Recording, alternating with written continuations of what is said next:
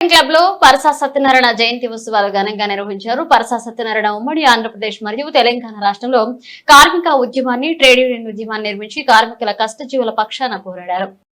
అటువంటి గొప్ప నాయకుడు పాల్వంచ శాసనసభ నుంచి ఎన్నికై తెలంగాణ సాయుధ రైతాంగ పోరాటంలో ఆనాడు నైజాం నవాబుల పాలనలో వెట్టి చాకిరి బానిసత్వానికి వ్యతిరేకంగా పోరాటం చేశారు.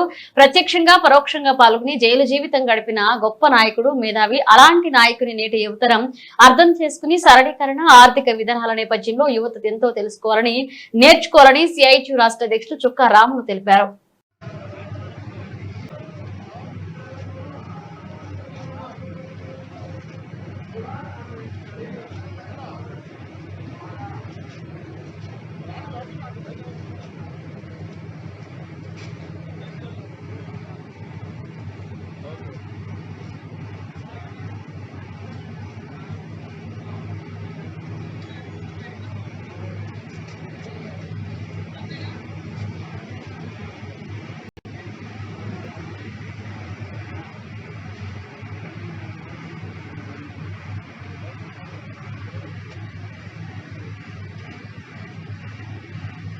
వారిని వేదిక మీద రావాల్సిందిగా కోరుతా ఉన్నాను. బి వెంకట్ గారు, సిఐటియు రాష్ట్ర ప్రధాన కార్యదర్శి కన్నడ పాలడుగు మంచికంటి గారి చిత్రపటానికి పూలమాల వేసి భాస్కర్ గారిని నివాళులర్పించాల్సిందిగా కోరుతున్నాను. సిఐటియు రాష్ట్ర ప్రధాన కార్యదర్శి బుచ్చయ్య గారి చిత్రపటానికి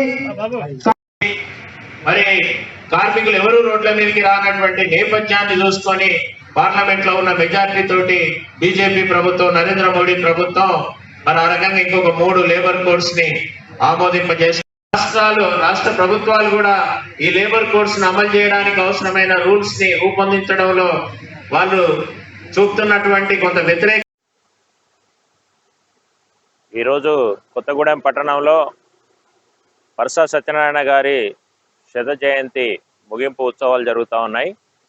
పరసా సత్యనారాయణ గారు ఉమ్మడి ఆంధ్రప్రదేశ్లో తర్వాత తెలంగాణ రాష్ట్రంలో కార్మికోద్యమాన్ని, ట్రేడ్ యూనియన్ ఉద్యమాన్ని నిర్మించి కష్టజీవుల పక్షాన పోరాడినటువంటి గొప్ప నాయకుడు. ఆయన పాల్వంచ నియోజకవర్గం నుంచి శాసనసభకు ఎన్నికై శాసనసభలో కార్మికుల పక్షాన, ప్రజల పక్షాన పోరాడినటువంటి ఒక మేధావి. అట్లాగే తెలంగాణ సాయుధ రైతాంగ పోరాటం, నైజాం నవాబ్కు వ్యతిరేకంగా జరిగినటువంటి సాయుధ పోరాటంలో ప్రత్యక్షంగా ప్రజల తరఫున ఆనాడు ఉన్నటువంటి వెట్టి చాకిరి బానిసత్వానికి వ్యతిరేకంగా విముక్తి కోసం జరిగినటువంటి పోరాటంలో ప్రత్యక్షంగా పాల్గొని జైలు జీవితాలు కూడా గడిపినటువంటి గొప్ప నాయకుడు. అట్లాంటి నాయకుడి యొక్క ఆదర్శాలని ఇప్పుడున్నటువంటి తరం అర్థం చేసుకొని ఇప్పుడున్నటువంటి సరళీకరణ ఆర్థిక విధానాలు, ఉదారవాద ఆర్థిక విధానాల నేపథ్యంలో ఇవాళ నిరుద్యోగం పెరుగుతూ ఉంది, కార్మిక చట్టాలు రద్దయిపోతున్నటువంటి పరిస్థితి ఉంది, కనీస వేతనం నామమాత్రంగా ఉన్నటువంటి పరిస్థితి కనిపిస్తూ ఉంది.